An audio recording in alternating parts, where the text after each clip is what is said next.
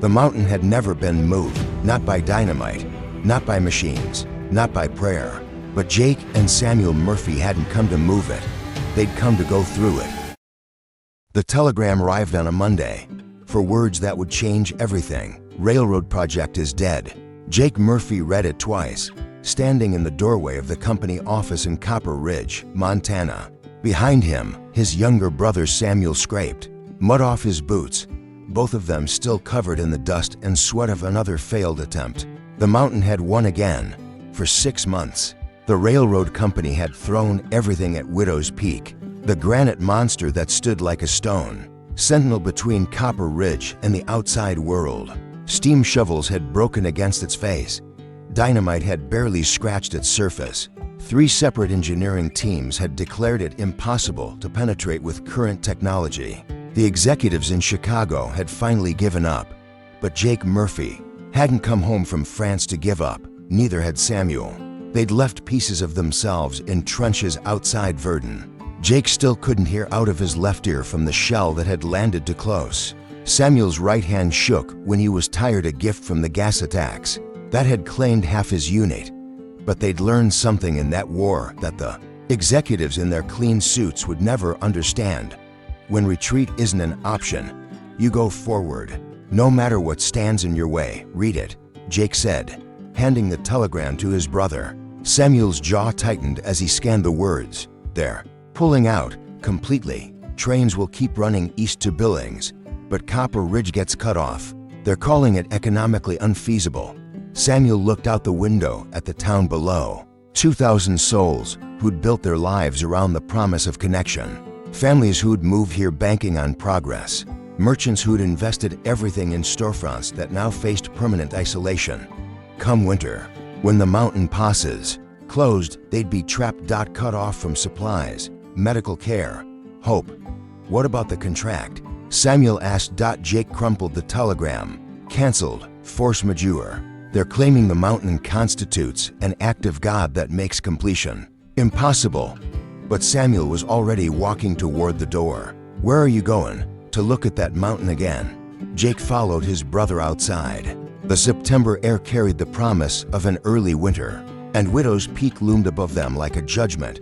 700 feet of solid granite rising at an impossible angle from the valley floor. Everyone said it couldn't be done. Professional engineers with degrees from Yale and Harvard, geologists who'd mapped every inch of Montana territory, railroad barons who'd built tracks across the entire continent. All of them had looked at Widow's Peak and seen defeat. But Jake and Samuel Murphy had spent 2 years looking at German positions that couldn't be taken, and taking them anyway. They'd learned that impossible was just another word for hasn't been tried by the right people yet. You thinking what I'm thinking? Samuel asked, squinting up at the granite face. Depends. Are you thinking we're about to attempt something that every expert says can't be done? With no money, no equipment, and no backing from anyone, using techniques we learned in a war that nearly killed us both? Samuel grinned, the first real smile Jake had seen from him since they'd come home. That's exactly what I'm thinking. They walked closer to the mountain, boots crunching on loose gravel. Up close, Widow's Peak was even more imposing. The granite face rose almost vertically, veined with quartz and iron ore that made it harder than anything nature had a right to create. But Jake had learned to read stone in France. When you spent months digging tunnels under enemy lines, you developed an eye for weakness, and every mountain had them. There, he said, pointing to a slight depression about 50 feet up. You see it? Samuel followed his gaze. Softer stone, different color, limestone pocket, probably runs deeper than it looks. Think it goes all the way through? Jake studied the formation, his mind calculating angles and force vectors the way he'd calculated artillery trajectories. During the war, only one way to find out. They stood in silence for a moment, 2 men contemplating an undertaking that would either save their town or kill them trying. We'll need supplies, Samuel said finally, and powder, lots of it. Where are we going to get military-grade explosives in Montana? Jake's smile was sharp as winter wind. Who said anything about military grade? That night, they sat in the kitchen of their childhood home, sketching plans by lamplight. Their mother had been gone 3 years now, leaving them the house and 40 acres of land that butted up against the base of Widow's Peak. It was almost like she'd known they'd need to be close to the mountain. The railroad left equipment, Samuel said, consulting his notes. Drill bits, hand tools, steam compressor. What about the powder? Miller's quarry has cases of dynamite. He owes us for the barn repair. That's not enough for what we're planning. Samuel looked up from his drawings. Then we make our own. Jake raised an eyebrow. Make our own explosives. Remember Sergeant Torres, the demolitions expert from New Mexico? He taught us how to make charges from fertilizer and diesel fuel. That was for bunkers, not mountains. Powder is powder, Jake. You just need enough of it. Outside, the wind picked up, rattling the windows. Winter was coming early this year.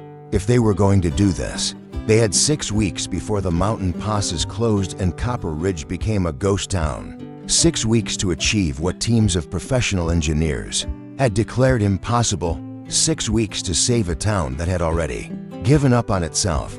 Jake looked at his brother, really looked at him. Samuel had lost weight since the war. They both had. But underneath the visible wounds, something harder had taken root. Something that didn't break under pressure. Something that didn't know how to quit. When do we start? Jake asked. Tomorrow. First light. Think we can actually do this? Samuel folded the sketches and stood up. I think we're about to find out what 2 men can accomplish when they stop listening to people who tell them what's impossible. That night, neither brother slept well. But for the first time since coming home from France, their sleeplessness wasn't from nightmares. It was from hope. Dawn came cold and gray. The kind of morning that made sensible men stay in bed. Jake and Samuel Murphy were not sensible men. They stood at the base of Widow's Peak at 5 a.m. Tools laid out like surgical instruments. Hand drills, sledgehammers, rope, and enough homemade explosives to level half the mountain or kill them in the process. Word had spread through Copper Ridge overnight. By the time the sun cleared the eastern ridge, they had an audience. Mayor Davidson arrived first, coffee steaming in his hands. Boys, I appreciate what you're trying to do, but nothing, Jake interrupted, shouldering a coil of rope. Railroad's gone. Railroad's not coming back. This is what we have left. You could get yourselves killed. Samuel looked up from checking his tools. Could stay alive and watch the town die instead. Which sounds better to you? More people gathered as the morning wore on. Some came to watch, others to discourage. A few brought coffee and sandwiches, treating it like a county fair instead of a desperate last stand. Dr. Hayes, the town physician, examined the brothers' setup with professional concern. You boys sure you know what you're doing with those explosives? Sure enough, Jake replied, not looking up from his calculations. Because I'd rather not spend my morning patching up what's left of you. Then stay close, Samuel said, grinning. Might need you to patch up the mountain instead. They'd spent the week preparing, reading every geology book in the county library, studying the railroad company's abandoned surveys, testing small charges in the quarry behind their property. The plan was ambitious in its simplicity. Instead of trying to blast through 700 feet of granite, they'd follow the limestone vein Jake had spotted, create a series of controlled explosions to widen the natural fissure, work with the mountain's existing weaknesses instead of fighting its strength. It was the kind of plan that would either make them heroes or cautionary tales. By noon, they'd drilled their first holes. By evening, they'd set their first charges. The explosion echoed across the valley like thunder, sending birds fleeing from their roosts and rattling windows in town. When the dust settled, they'd opened a crack in the mountain face barely wide enough for a man to squeeze through. It wasn't much, but it was progress. 1 foot down, Jake said, wiping granite dust from his eyes. 699 to go. The second week brought rain. Not gentle mountain showers, but the kind of downpour that turned dirt into mud and made every surface slick with danger. The brothers worked anyway, rigging canvas shelters over their drill sites, timing their explosions between the worst of the storms. Progress slowed to inches per day. Some townspeople stopped coming to watch. Others began making preparations to leave Copper Ridge before winter trapped them there permanently. But Jake and Samuel kept drilling. Third week, they hit their first major obstacle. 20 feet into the Mountain, their limestone vein dead-ended against a wall of pure granite. The kind of stone that had broken professional drilling equipment. Well, Samuel asked, studying the impenetrable barrier. Jake ran his hands along the rock face, feeling for weakness the way a safe cracker feels for tumblers. We go around it, round 700 feet of granite. No, round this section. The vein picks up again on the other side. I can see the discoloration. It meant starting over. New approach angle, new drilling pattern, new explosions carefully calculated to avoid bringing down the entire mountain face. It also meant another 2 weeks of work they couldn't afford to lose. But Samuel just picked up his drill. Your mountain, your rules. 4th week brought visitors, railroad executives from Chicago, come to assess the liability risk of to civilians attempting unauthorized excavation on company property. They arrived in pressed suits and polished shoes, looking like undertakers at a wedding. Gentlemen, their leader announced, this operation is terminated, effective immediately. Jake and Samuel, 30 feet deep in a tunnel that now ran 50 yards into the mountain, didn't stop working. You hear me? The executive called. This is private property. You're trespassing. Funny thing about that, Mayor Davidson said, stepping forward with a folder of documents. Mountain's not on railroad land anymore. Boys bought the mineral rights from the county last week. The executive's face turned the color of week-old milk. That's impossible. We have surveys, old surveys, Davidson said pleasantly. Turns out the railroad company never properly filed their claim on this particular section. County was happy to sell it to local residents. Jake emerged from the tunnel, covered in granite dust and grinning like a wolf. So if you gentlemen would kindly get off our property. The executives left in a convoy of black automobiles, kicking up dust clouds that took an hour to settle. But they'd be back with lawyers and judges and injunctions that could stop the project permanently. How long do we have? Samuel asked. Week, maybe 2 if we're lucky. Think we can finish in a week. Jake looked at the tunnel mouth, now wide enough for 2 men to walk side by side. Running 90 feet into solid granite, they were maybe a quarter of the way through. Not a chance. Then what do? We work faster. Week 5, they'd recruited help, men from the quarry who knew explosives, railroad workers who'd been laid off when the project folded, even a few women from town who brought food and water and stayed to help clear debris. The tunnel grew, not fast enough to outrun winter or lawyers, but faster than anyone had thought possible. 120 feet, 150, 200, still solid granite, but Jake's instincts had been right. The limestone vein picked up again, making the stone softer, more workable. They were running 3 shifts now, round-the-clock drilling and blasting, using carbide lamps for light and prayer for safety. Samuel had rigged a ventilation system using old mine fans and canvas ducting. Jake had developed a new explosive mixture that used less powder, but created more focused charges. They were learning as they went, improvising, adapting, the way they'd learned to survive in France. You boys are crazy, Dr. Hayes said, bandaging Jake's hands after a day of drilling. But you might actually pull this off, might. That mountain's been standing for 1,000,000 years. It's not going to give up easy. But Jake had seen the far side now, in dreams mostly, but sometimes in the way the wind echoed through their tunnel. Sound carried differently when it had somewhere to go. They were closer than anyone knew. Week 6, the lawyers came, federal marshals with them, carrying papers that made the tunnel project illegal under 17 different statutes. But when they arrived at the mountain, they found something unexpected. The tunnel was finished. Not completely. The opening was barely wide enough for a man, and the floor was rough granite that would need grading. But light showed through from the other side. Air flowed. Sound carried. 700 feet of solid granite, pierced by 2 men with hand tools and homemade explosives.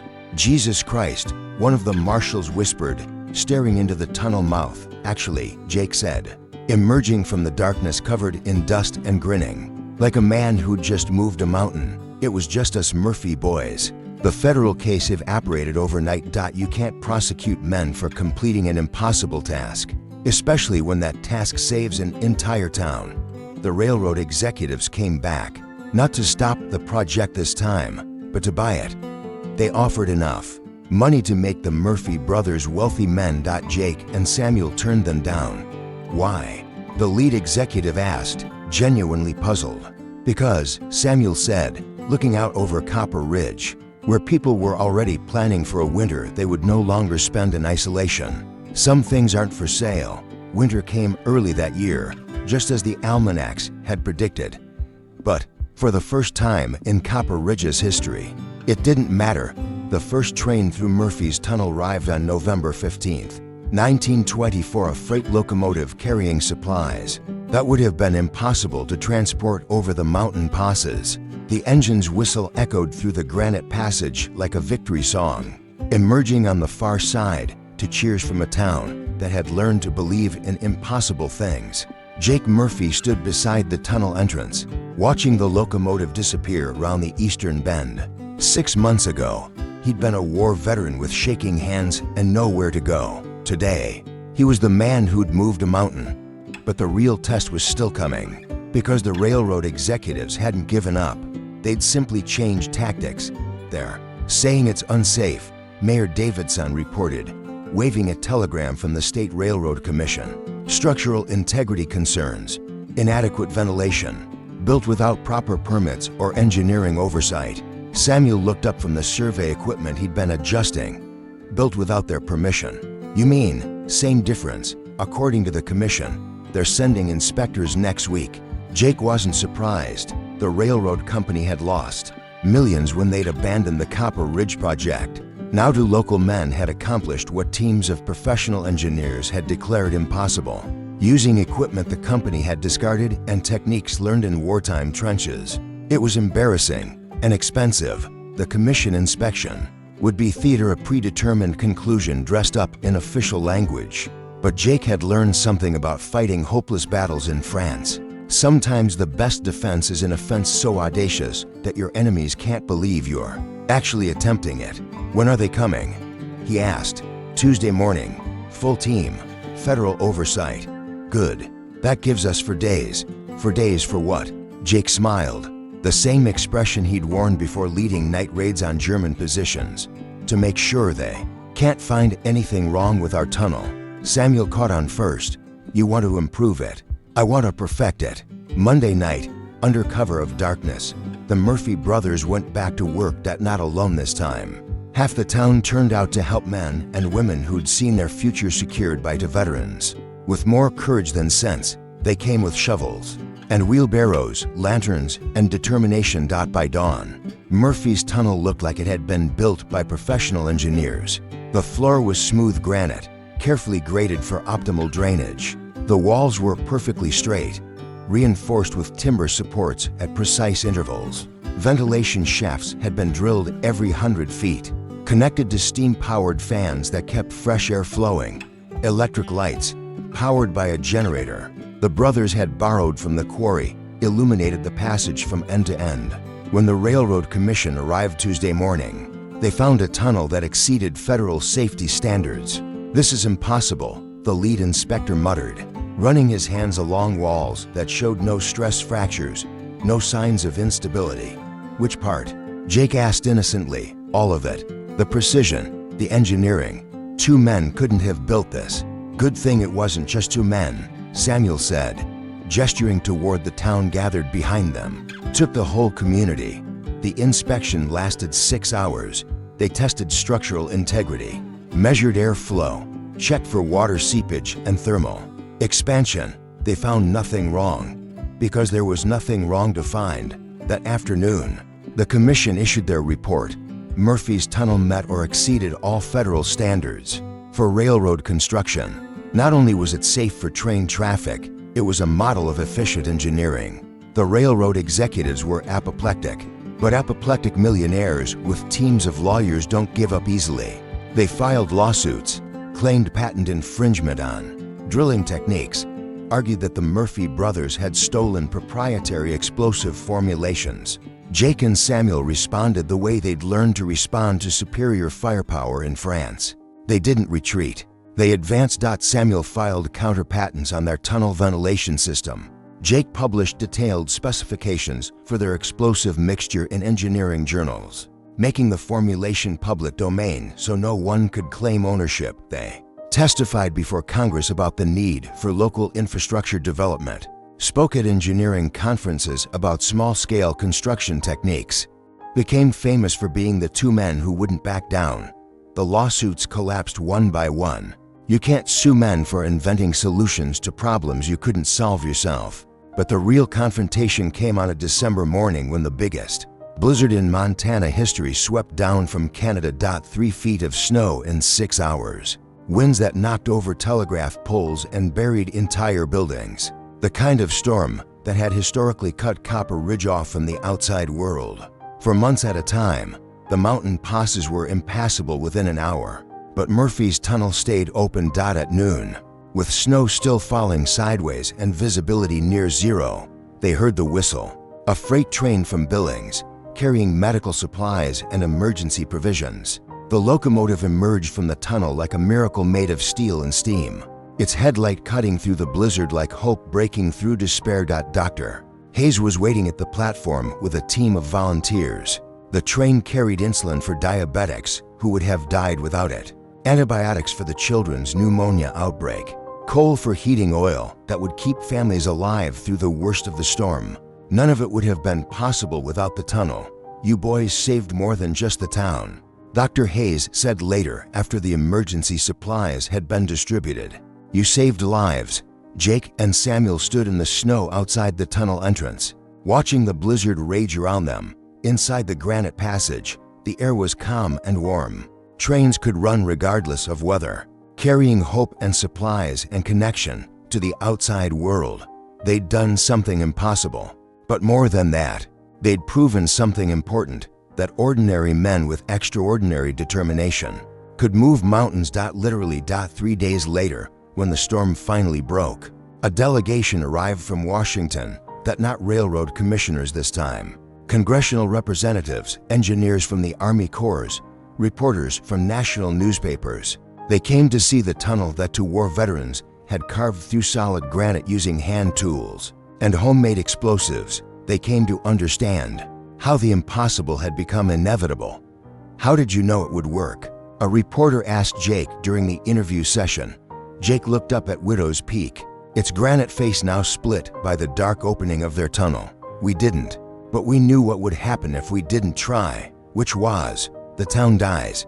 People give up. Another place in America gets written off as too hard, too remote, too expensive to care about. The reporter scribbled notes frantically. So this was about more than just building a tunnel.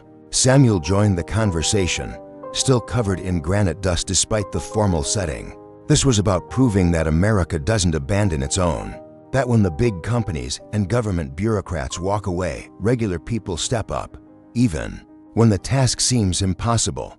Especially then, Jake said, because impossible is just another word for hasn't been tried by the right people yet.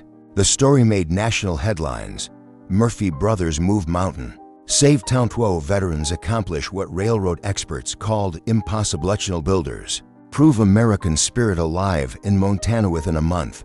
Delegations were arriving from around the country, other communities facing similar challenges, other mountains that needed moving, other impossible tasks that suddenly seemed possible. The Murphy brothers started a consulting business, not for the money, though there was money, more than they'd ever dreamed of having, but because they'd learned something valuable in their war, and something more valuable in their mountain. Sometimes the difference between possible and impossible is just finding two men stubborn enough to ignore the difference. 5 years later, Murphy's tunnel had become a symbol, not just of engineering achievement, but of something deeper, something that spoke to the American spirit at its most fundamental level. The refusal to accept defeat when defeat means abandoning your community. Jake and Samuel Murphy, now in their 30s, had grown from local heroes into something larger. They were invited to speak at universities. Their tunnel construction techniques were taught in engineering schools. The Smithsonian wanted to acquire their original tools for a permanent exhibit, but they still lived in Copper Ridge, still worked with their hands, still believed that the most important victories were the ones that saved ordinary people from extraordinary. Challenges: the town had changed, too. What had been a dying mining settlement was now a thriving community. The tunnel had brought more than just trains, it had brought opportunity. Businesses that needed reliable transportation. Families who knew they wouldn't be cut off from the world come winter. Tourism, too. People came from across the country to see the tunnel that two men had carved through solid granite, to stand at the entrance and try to imagine the courage it had taken to begin what everyone said couldn't be finished. A museum had been built near the tunnel entrance. It housed the brothers' original tools, their hand-drawn plans, photographs documenting each stage of construction. But the centerpiece was simpler, a display case containing the telegram that had started it all. Railroad project is dead. Visitors would read those 4 words and shake their heads in amazement. How many people would have accepted that verdict? How many communities would have simply given up? But Jake and Samuel Murphy hadn't been raised to give up.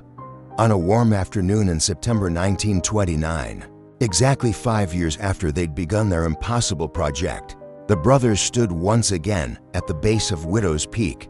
The mountain looked smaller now, not because it had changed, but because they had. When you've spent months drilling through granite with hand tools, even mountains begin to seem manageable. Ever regret it? Samuel asked, watching a freight train emerge from their tunnel, its whistle echoing across the valley. Jake considered the question seriously. It hadn't been easy. The physical toll of months spent drilling and blasting, the financial risk of buying equipment they couldn't afford, the constant pressure of an entire town's future resting on their shoulders. The nightmares hadn't helped either. Warm memories triggered by explosions, even controlled ones. Moments when the mountain felt less like an engineering challenge and more like another enemy position that had to be taken at any cost. But looking out over Copper Ridge at the bustling Main Street, the new businesses, the children playing in yards belonging to families who'd stayed because leaving was no longer their only option, Jake knew the answer. Not for a second. That evening, they received an unexpected visitor, a young man, maybe 25, wearing railroad coveralls and carrying a worn leather satchel. He introduced himself as Tommy Chen, a recent engineering graduate from Berkeley. "I came to ask you something," he said, declining their offer of coffee. "There's a project in Colorado. Similar situation, mountain blocking a rail line." Company walked away, town dying slowly. Jake and Samuel exchanged glances. They'd heard this story before, too many times. "What do you want from us?" Samuel asked. "Advice. Techniques, maybe. Partnership." Tommy spread his plans across their kitchen table.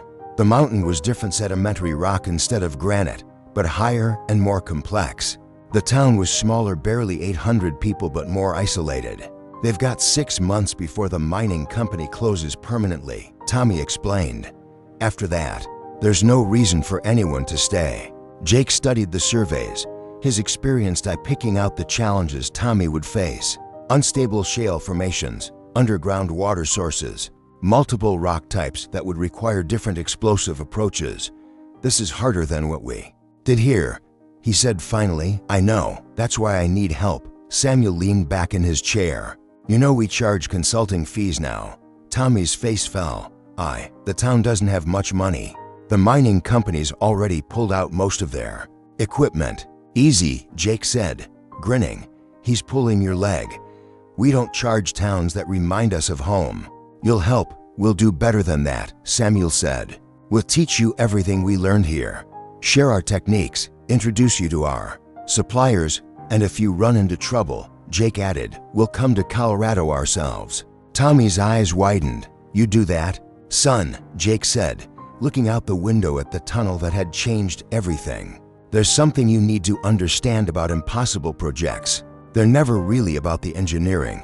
They're about proving that ordinary people can do extraordinary things when they have to, when their community depends on it, when the alternative is giving up."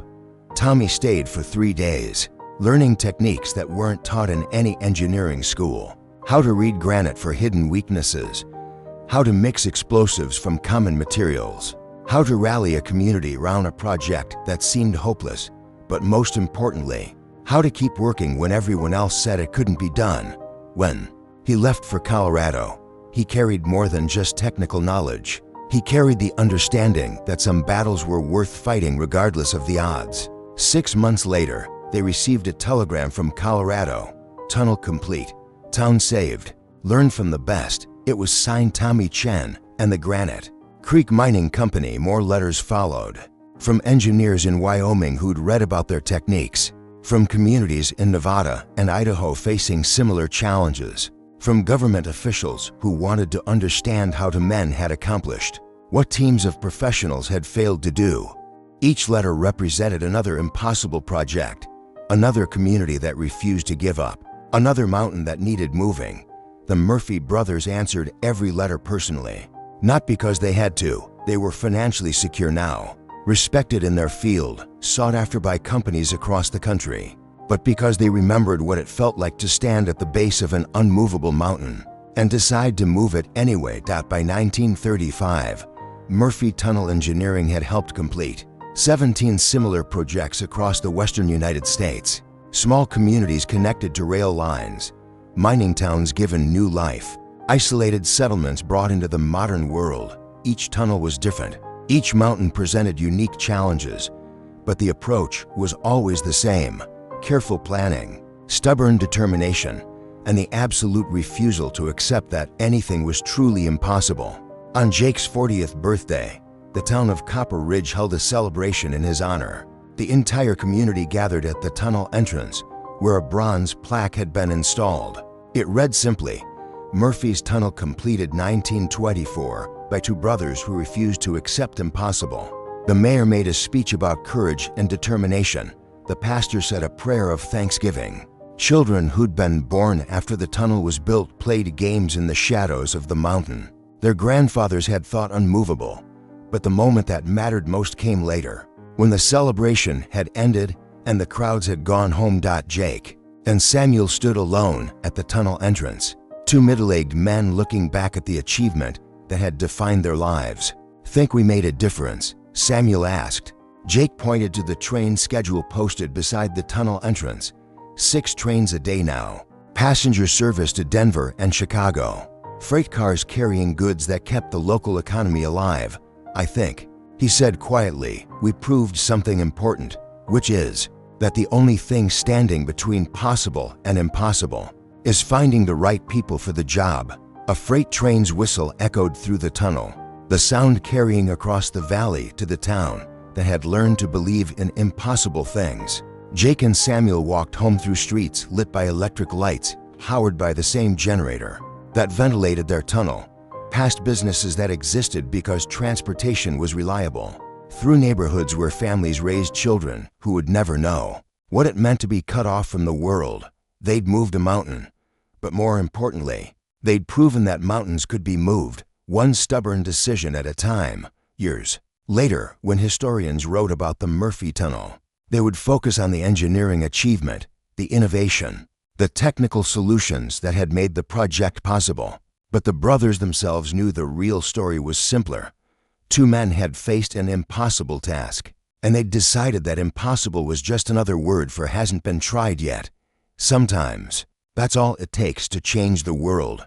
The Murphy brothers weren't supposed to succeed. 2 war veterans, hand tools, a mountain that had defeated teams of professional engineers. The smart money said they'd fail. The experts said it couldn't be done. The railroad company had already written off the entire project as impossible. But Jake and Samuel Murphy knew something the experts didn't. That impossible is just another word for hasn't been tried by the right people yet. They didn't have superior equipment. They didn't have unlimited budgets. They didn't have engineering degrees from prestigious universities. What they had was something more powerful: the absolute refusal to let their community die without a fight. And sometimes, just sometimes, that's enough to move mountains. This is why we tell these stories at Still Standing Souls. Because in a world that's quick to declare things impossible, we need reminders that ordinary people can achieve extraordinary things. That the biggest barriers aren't made of granite, they're made of the belief that we're not capable of breaking through them. That every tunnel starts with someone picking up a drill and refusing to accept that the mountain can't be moved. The Murphy brothers proved it in 1924. People are proving it every day in their communities. their families, their own lives.